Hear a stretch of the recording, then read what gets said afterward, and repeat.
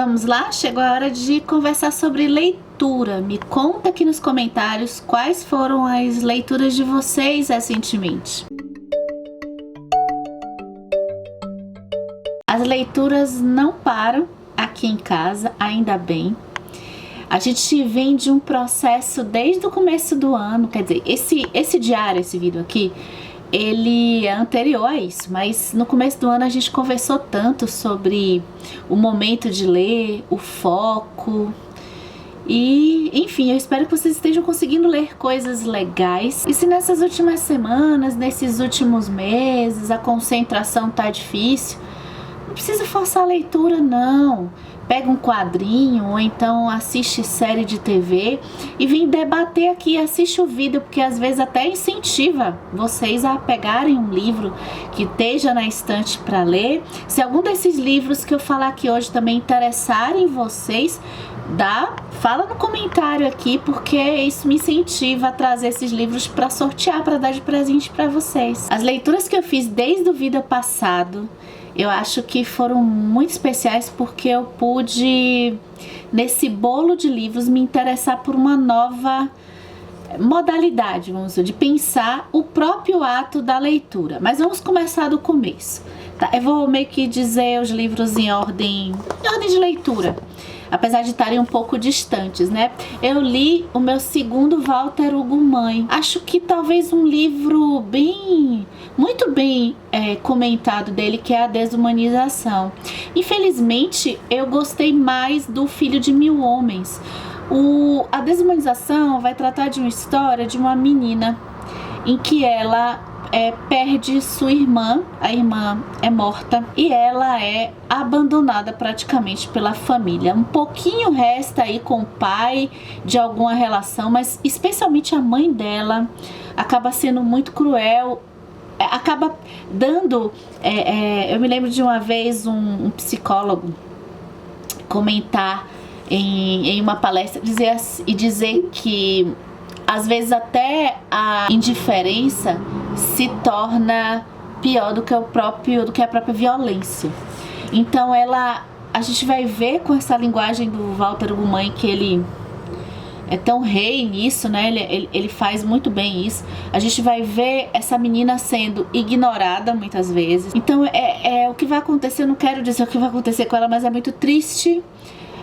Eu acho que esse livro tem gatilho. Então, cuidado aí o momento que você vai ler. Eu terminei um livro que eu comecei a ler em abril, é não ficção, O Orientalismo do Said. Esse livro é O Oriente como Invenção do Ocidente, e esse livro é muito famoso dentre os historiadores e estudantes de história. O Said, ele fez um trabalho de pesquisa que está nesse livro, aqui nesse caso, sobre as imagens, sobre todas as imagens e representações que o Ocidente fez do Oriente, esse Oriente aqui demarcado como aquela região que não é nem China, Coreia, Japão, e também não é a Europa, aquela região ali do Estado de Israel, que a gente conhece, acho que no nosso dia a dia, como a cultura árabe, né? As histórias do Aladim, das Mil e Uma Noites. Eu amei ter lido o Orientalismo. Agora foi uma leitura um pouco difícil, porque é um conteúdo bem denso. Agora eu acho que para quem não é da área, eu acho que é uma boa pedida para quem se interessa em entender essa sistemática do orientalismo, de como que muitas representações em filmes, na literatura. Eu fiquei até revendo um pouco quando eu li o Conde de Monte Cristo, que tem uma personagem oriental que eu amei, que é a Haidé. Eu fiquei assim pensando um pouco sobre a representação dessas personagens colocadas aqui como orientais, né, dessa região. Então, o que eu achei mais bacana é justamente ver como é que o Said ele detalha esse processo de representar o outro. E essa representação do outro, nesse caso aqui, acaba tendo intenções. intenções de colocar um estereótipo, intenções de minimizar, quando não se entende uma cultura, ou nem se procura entender uma cultura, mas se busca representar essa cultura de um jeito assim unidimensional, e isso com um propósito, pelo que o Said coloca aqui, pelo menos pelo que eu entendi, um propósito de dominação, de exercer o poder. E ele vai comprovando isso com dados, né? Como que isso tem muito a ver com o processo de colonização, com o processo de domínio nessa região. Então, se precisa colocar no povo, nas pessoas, por meio da arte, por meio dessas representações, um ideal de que essas pessoas têm aquelas características estereotipadas. Acho que eu vou passar mais rápido nos livros, eu falo muito. Vamos lá, Moça com Brinco de Pérola, da Tracy Chevalier. Eu vou convidar vocês para assistirem uma tag recente aqui do canal, que é a tag dos Booktubers, que a gente está fazendo um amigo secreto. E para vocês ouvirem eu falando um pouquinho desse livro aqui, tá? Pra gente passar mais rápido no vídeo de leituras. Então, eu não sei se eu vou gravar vídeo sobre ele. Eu acho que eu queria amadurecer mais pra gravar vídeo só sobre ele. Mas a Moça com Brinco de Pérola é uma história, uma ficção, em que a escritora Tracy Chevalier, ela tem esse hábito de... ela é muito ligada à arte. Então, ela pega o pintor Vermeer, que pintou o quadro A Moça com Brinco de Pérola, que existe. Ela traz uma história baseada em fatos, mas a história, assim, com pesquisa histórica, mas a história é ficcional. Então, como ele criou esse quadro? Outro livro que eu fiquei um tempinho lendo e acabei terminando nessas semanas foi o Herói de Mil Faces, do Joseph Campbell. É um livro que eu tenho vontade de ler já há algum tempo e não estava priorizando essa leitura, porque depois que eu conheci esse assunto da jornada do herói, e que veio do Campbell, eu fiquei curiosa de ler o original. Eu só vejo isso em vídeos da internet. E quando eu vou pegar esse livro para ler, para minha surpresa, toda a abordagem que ele faz da jornada do herói, os passos, tudo direitinho, ele coloca muita psicologia aí dentro, né? O estudo que ele faz envolve especialmente a parte junguiana, mas ele fala do Freud também, o que eu achei de mais interessante. Agora, quando chegou, acho que foi na segunda parte, que ele termina a jornada, são muitos mitos que ele pesquisa, então ele vai colocando essas histórias que são muito interessantes. Eu fiquei até com vontade de pegar o original de algumas dessas histórias. Aí depois, quando ele chega na parte mesmo do arquétipo, da segunda parte do livro, que ele terminou de falar da jornada, dessa jornada comum, aí eu tive dificuldades, eu achei difícil. Eu acho que eu tava sem o tempo suficiente para ler com tanto cuidado, porque são conceitos aqui que já não estão dentro assim do que eu andei lendo, do que eu já li, do meu conhecimento. Eu acho que eu teria que ter um conhecimento prévio para poder ler de um jeito mais tranquilo aqui. Então, eu pretendo pegar um livro que é O Poder do Mito, desse mesmo autor, que eu tenho aqui, e eu percebo, me parece que ele vai fazer uma coisa mais didática, nessa teoria aqui, mitológica do herói, de uma jornada comum que todos têm. E tem o livro do Jung, que é O Homem e Seus Símbolos, que eu acho que eu preciso ler também para aproveitar melhor, talvez até voltar e fazer uma releitura dessa segunda parte aqui. Eu estou bem ávida.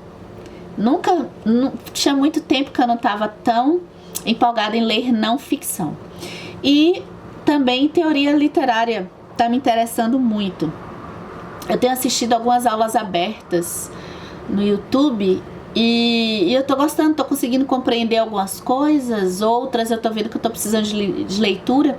E o gênero que eu tô encantada, já era encantada, mas assim, com o especial do terror que eu inventei de fazer para esse canal, eu fiquei descobrindo essa coisa da literatura fantástica, que pode ir assim pro terror, não, né? Então eu fui pegar o Todorov, quase todos o material que eu li, que eu estudei, os contos comentavam as pessoas comentavam esses contos que a gente leu aqui pro especial da Maratona de Halloween, falavam sempre na base da literatura fantástica do Todorov. E eu já tinha esse livro aqui. E aí eu peguei pra ler, o que eu amei. Eu pensei que eu não ia entender. Eu tenho poucos livros, assim, eu comecei a me empolgar, porque eu tenho poucos livros, acho que uns 5 livros de teoria literária.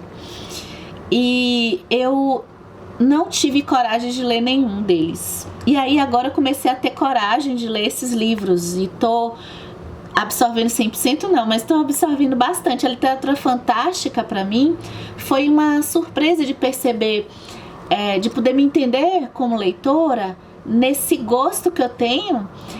Vai depender de cada leitor, pela dúvida durante a história, que é a literatura fantástica. É esse ambiente que a gente está sentindo que tem uma coisa estranha acontecendo, que hoje as pessoas que eu estou acompanhando, dando aula, estão falando que se chama insólito, porque é algo maior. Tem esse estranhamento de algo acontecendo na história. Não sei se vocês gostam disso nas histórias.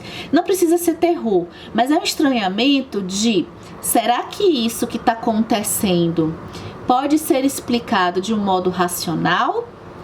Ou o que está acontecendo vai ser explicado por algo que não existe na realidade, né? Por um fenômeno sobrenatural.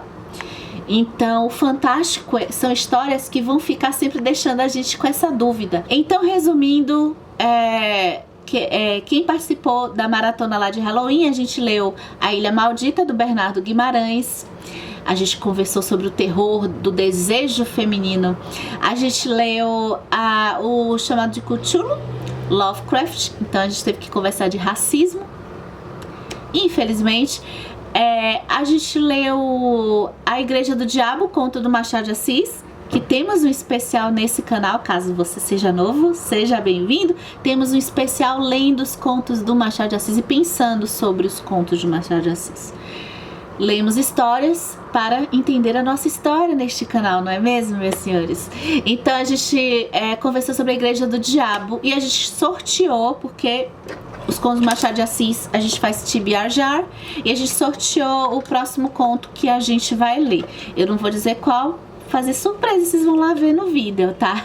Então a gente conversou sobre o terror religioso, da religião, e aí... será? Esse foi com a base de pergunta, tá? Porque eu não sei se a religião causa terror pra vocês. E na segunda-feira a gente tinha conversado sobre o Gato Preto, que foi uma leitura aqui também que a gente fez. E a gente conversa sobre o terror de nós mesmos. Então, mesmo que você não tenha assistido naquela semana, rolou sorteio, mas tudo bem, você pode voltar lá, comentar, dar seu comentário e refletir sobre esses contos também com a gente. Uma leitura rapidinha que eu fiz foi o Pequeno Manual Antirracista, da Djamila Ribeiro. Esse é um livro bem objetivo, ele cumpre um papel de ser bem genérico nos assuntos do racismo, para quem já tem hábito de ler os livros do racismo, né, que falam sobre racismo, sobre feminismo negro, sobre racismo estrutural, recreativo, a Bell Hooks. Ali a gente tem, de certa forma, algo mais geral, num pequeno manual antirracista. E eu acho um resumo muito bem feito, direto, uma leitura rápida, assim, pra gente até fechar, pra quem já lê. Pra quem não lê, eu acho uma ótima pedida.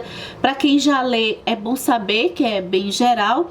Agora eu acho que ele fecha um resumo de vários aspectos que, principalmente nós brancos, né, precisamos estar atentos para, como a gente chama aqui no canal, né, matar, se é que é possível, esse pensamento branco. Entrando no clima de terror, eu tava querendo saber quando é que eu ia ler O Cemitério de Stephen King, porque dentre os livros que eu tenho vontade de ler do Stephen King, de terror, e que eu tenho medo de ter medo, O Cemitério, pra mim, eu acho que eu já me dou satisfeita de Stephen King. Não que eu não queira, né, ler mais nada do Stephen King, mas as obras que eu tava com mais vontade, desde quando eu comecei a ler o Stephen King, eu comecei a ler por contos, Inclusive, os contos que eu comecei a ler do Stephen King, eu acho que eles me deram mais medo do que essas histórias. Apesar do cemitério ser... É que eu acho que eu tava num momento muito bom pra ler. Não tive dificuldade de dormir, não sentia assim medo, mas eu sentia agonia. Então eu deixava o livro lá e eu fui intercalando com outras leituras bem leves, né? Então o cemitério era o que tava faltando. Eu comecei pelo Iluminado, aí depois eu li o It, e aí eu tinha esse do cemitério que eu queria ler. Acho que os demais dele, eu tenho curiosidade, mas eu não tinha assim, essa vontade assim de ler. Eram mais esses 3. Então acho que eu fechei assim, os meus desejos mais literários de ler o Stephen King. A história aqui é de uma família que se muda para uma região, uma nova cidade, e ela vai morar numa casa que fica bem próxima, de frente a uma estrada que já aconteceram muitas mortes. Próxima a essa casa vai ter o quê? Um cemitério que dizem que são enterrados animais ali. Aí eu acho que tá bom, né? Eu contar o que acontece, né? Esse cemitério, ele guarda assim um segredo que o nosso protagonista, o Luiz, ele vai descobrir. Agora eu vou o que eu mais gostei do cemitério, assim, que eu sempre gosto de pegar as histórias de terror e não ficar só tendo coisa macabra e mal, sem assim um direcionamento e um propósito. Eu amei esse livro. Eu acho que o Stephen King, ele consegue colocar, ele tem um dinamismo na leitura impressionante. Aqui nessa história tem 2 crianças e a gente já começa se importando com elas. Uma coisa que o Stephen King faz, e aí na história ele já bota de propósito, eu acho que dá o tom de um certo terror, é colocar crianças no rolê. O King, eu acho que o que ele faz de melhor é que todo o propósito, me lembrei muito de Victor Frankenstein, porque todo o propósito dessa história, e quando as coisas começam a dar errado, pra mim vem da premissa de que o ser humano, ele quer lutar contra a morte.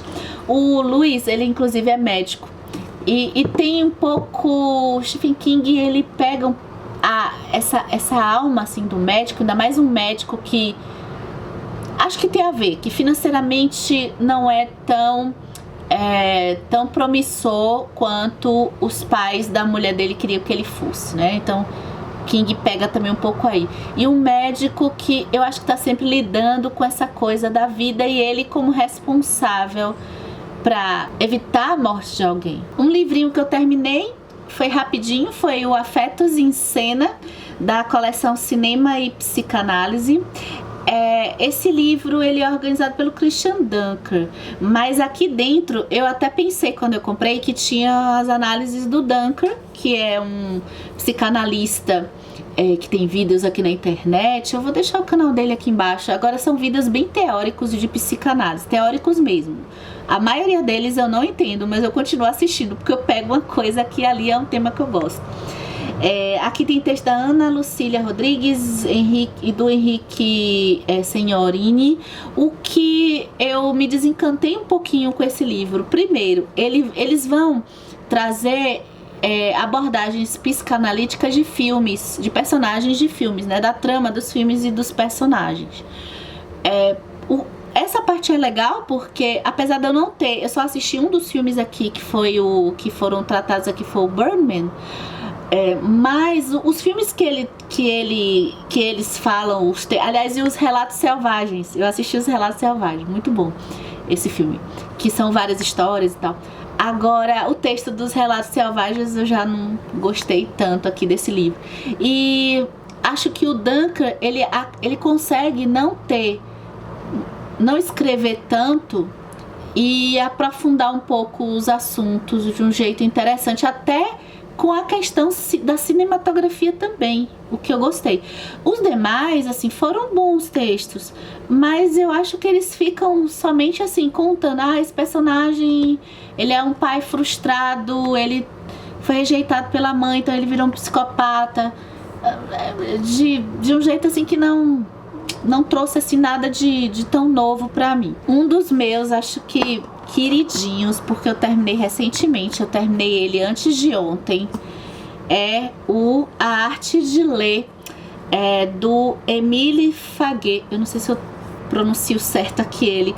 Gente, que livro excelente. Apesar de nem tudo que tá aqui eu tivesse concordado, assim, algumas coisas muito estranhas. Então ele é um estudioso das letras, ele fez doutorado, ele trabalha lá na universidade.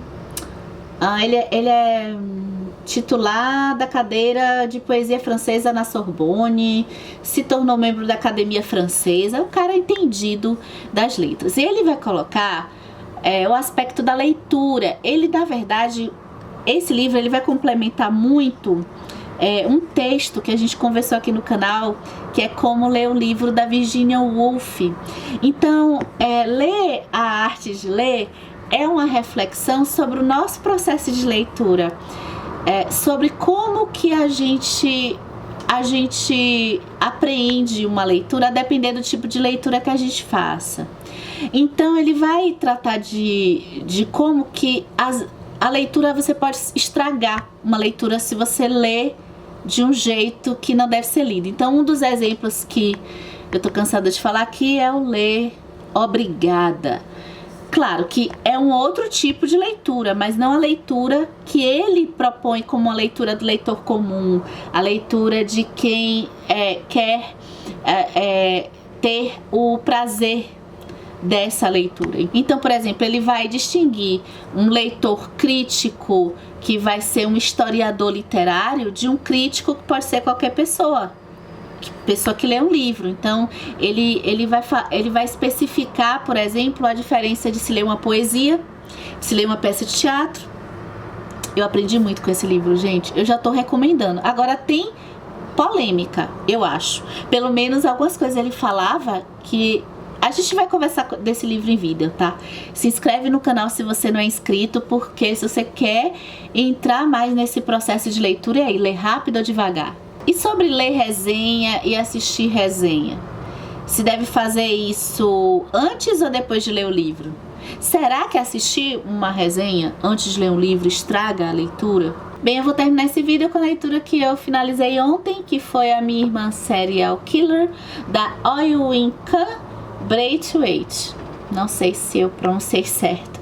Ela é nigeriana, uma escritora que... Eu fiquei curiosa com essa história, eu assisti um vídeo, eu agora não vou lembrar, a booktuber, ela não é daqui do Brasil, e ela falou sobre esse livro, já tinha publicação aqui, e a premissa dele é muito interessante. A gente tem uma irmã, Korede, e a Ayola.